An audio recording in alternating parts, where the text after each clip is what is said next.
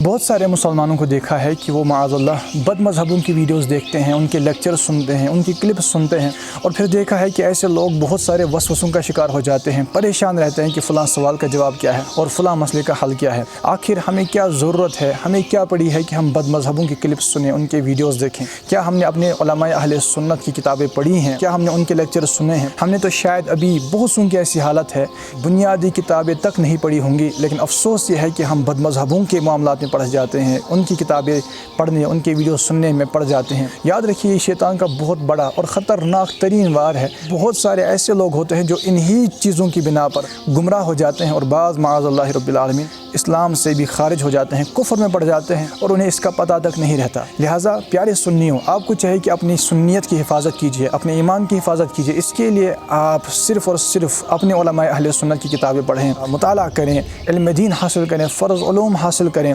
بلکہ میں تو یہ کہوں گا کہ آج کے اس پرفتن دور میں ایمان کی حفاظت کے لیے آپ دعوت اسلامی کے مدنی ماحول کے ساتھ وابستہ ہو جائیں۔ انشاءاللہ تعالی دنیا میں بھی بیڑا پار ہوگا اور آخرت میں بھی بیڑا پار ہوگا، اور کبھی بھی انشاءاللہ تعالی کوئی بد مذہب آپ کو گمراہ نہیں کر سکے گا۔ لیکن اگر ایسا ہی رہا، بد مذہبوں کا سنتے رہے، بد مذہبوں کی کلپس سنتے رہے، ان کے ساتھ دوستانہ تعلقات رکھے، تو اس صورت میں یاد رکھیے گا کبھی بھی ایسا کوئی ہوا کا جھونکا آ سکتا ہے جو آپ کے ایمان کو معاذ اللہ متزلزل کر سکتا ہے، اور اس کا نتیجہ بہت بھیانک ہو سکتا ہے۔ اللہ تعالی ہمارے ایمان کی حفاظت فرمائے۔ یقین مانیے ایمان سب سے بڑی دولت ہے، یہ ہوگا تو ہی بندہ داخل جنت ہو سکے گا، اور ایمان سلب ہو گیا تو باقی ساری عبادتیں، محنتیں سب ضائع اور بیکار ہو جائیں گی۔